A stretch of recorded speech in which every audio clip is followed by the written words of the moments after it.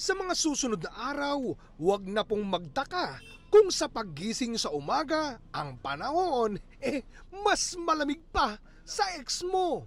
At kahit nasa Maynila, feel mo, nagsostroll ka lang sa Baguio. Heto ang sila ate, naka-jacket pa ng aming matsyempuhan. Kumpara po sa ibang lugar, mas malamig po dito sa aming lugar. May palaisdaan, malakas ang hangin. Yun nga lang, extra challenge daw sa umaga mula sa pagbangon sa kama hanggang sa pagligo. Minsan isang oras ako, isa sa CR. Ngayon, 5 minutes na lang, sobrang lamig. Kailangan mag-init na tubig. Ganun po, mahirap na maligo. Sa datos ng Pag-asa, bumagsak sa 15.4 degrees Celsius ang temperatura sa Baguio City. 17.6 degrees Celsius naman sa kalapit na La Trinidad, Benguet.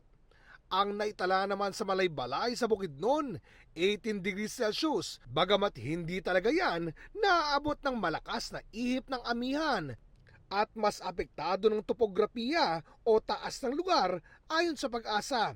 Ramdam din ang lamig sa Tanay Rizal na umabot sa 19.6 degrees Celsius.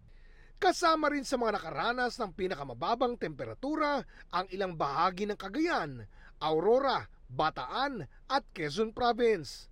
Bahagya na ring lumalamig ang simoy ng hangin sa Metro Manila, lalo paglalim ng gabi at sa umaga.